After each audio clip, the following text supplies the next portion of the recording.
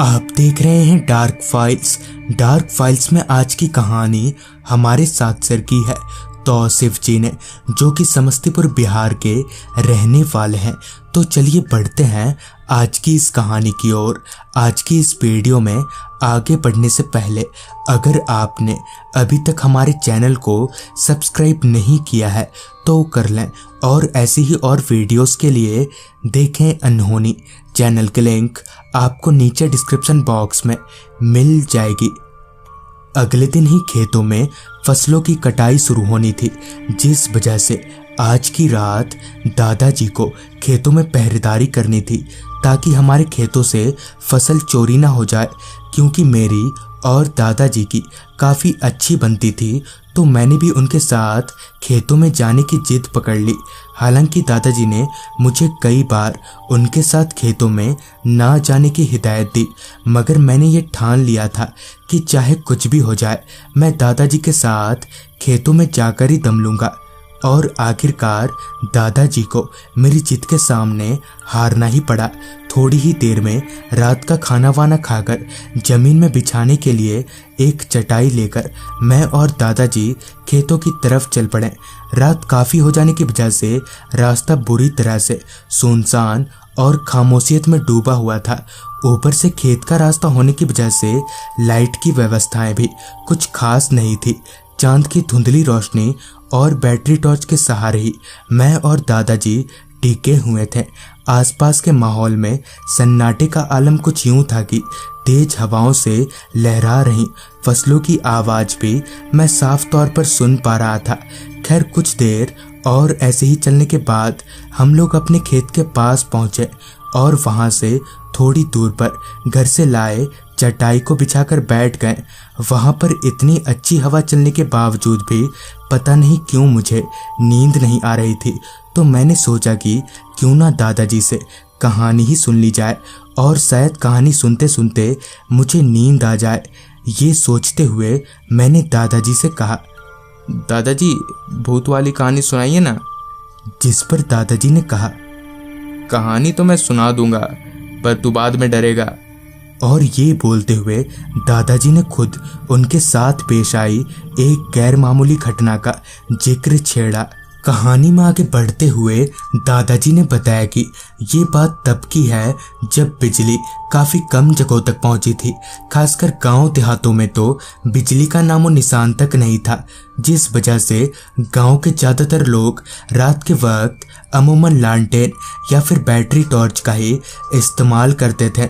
उन दिनों रात के वक्त सफ़र करने में काफ़ी मुश्किलें पेश आती थीं, क्योंकि ना तो लाइटों की कुछ व्यवस्थाएं थीं और ना ही अच्छे रास्ते हुआ करते थे।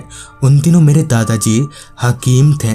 गांव के तकरीबन सारे लोग दादाजी के पास से ही दवा लिया करते थे, और अक्सर दादाजी को मरीजों के इलाज के लिए अपने गांव से दूर दराज दूसरे गांव में भी जाना पड़ता था। फिर चाहे वक्त दिन का हो या रात का, एक हकीम होने के नाते दादाजी को किसी भी वक्त कहीं भी जाने के लिए तैयार रहना पड़ता था। ऐसे ही एक रोज दादाजी को एक मरीज को देखने के लिए दूसरे गांव जाना था। तो शाम होने से पहले पहले दादाजी अपने मुलाजिम यानी नौकर के साथ तांगे में बैठकर उस गांव के लिए निकल पड़े। अभी दादाजी जिस गांव में जा रहे थे वहां इससे पहले वो कभी नहीं गए थे। खैर दादाजी के मुलाजिम को अच्छे से रास्ते का पता था, तो परेशानी वाली कोई बात नहीं थी। कुछ आधा एक घंटे के सफ़र के बाद दादाजी उस गांव में पहुंचे, और फिर उस घर में जहां उन्हें मरीज देखना था अब तक शाम हो चुकी थी और अब बस अंधेरा भी होने ही वाला था। उस मरीज को अच्छी तरह से जांचने के बाद दादाजी ने अपना सामान समेटा और अपने मुलाजिम के साथ वापस घर की तरफ लौटने लगे। अब तक पूरी तरह से अंधेरा हो चुका था, मगर फिर भी चांद की धुंधली रोशनी और बैटरी टॉर्च से थोड़ा बहुत दिखाई पड़ रहा था। ठंड का मौसम था, और ठंड ऐसी थी कि पानी के गिरते हुए कतरे भी बर्फ बन जाएं। पगडंडी के रास्ते अभी दादाजी का तांगा आगे बढ़ ही रहा था कि इतने में ही मुलाजिम ने कहा, साहब आगे का रास्ता रात के लिए ठीक नहीं है, तो हम दूसरे रास्ते चलते हैं। थोड़ा देर से पहुंचेंगे मगर यही ठीक होगा। जिस पर दादाजी ने कहा, क्यों, ऐसा क्या है इस रास्ते में? देखो रात काफ़ी हो गई है, तो इसी रास्ते चलो। हालांकि मुलाजिम का उस रास्ते पर जाने का जरा भी मन नहीं था, मगर दादाजी के कहने पर उसे तांगा आगे बढ़ाना ही पड़ा। अभी दादाजी का तांगा उस रास्ते पर कुछ आगे ही गया होगा कि तभी दादाजी को उनके पीछे की तरफ से बहुत सी औरतों के रोने की आवाजें आने लगी।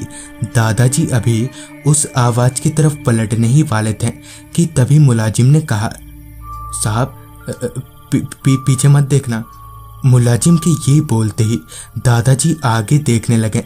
अब कहीं ना कहीं दादाजी भी घबराने लगे थे और वो यही सोच रहे थे कि कहीं उन्होंने जबरदस्ती इस रास्ते पर आकर कोई गलती तो नहीं कर दी। अभी दादाजी वहां से कुछ आगे ही गए होंगे कि तभी उन्हें रास्ते के बीचों बीच बहुत से लोग खड़े दिखे। उन सब के चेहरे ऐसे चमक रहे थे जैसे लाल बत्तियां जल रही हों। इतना सब देखकर मुलाजिम समझ गया कि ये कौन लोग हैं, लिहाजा उसने तांगे को पीछे घुमा लिया और दूसरे रास्ते से दादाजी और मुलाजिम सही सलामत घर पहुंच गए। बाद में मुलाजिम ने दादाजी को बताया कि आज से कुछ बरस पहले किसी डायन के बुरे श्राप की वजह से रातों रात उस बस्ती के सारे लोग रहस्यमय तरीके से मारे गए और तब से उस बस्ती के लोगों की आत्माएं उसी रास्ते पर भटकती है। तो दोस्तों, ये थी तौशिफ जी की भेजी गई कहानी। अगर आपके पास भी ऐसी ही कोई कहानियां हैं तो हमारे साथ जरूर शेयर करें। तो मैं आर्यन जल्द ही मिलूंगा आपसे ऐसी ही एक कहानी के साथ।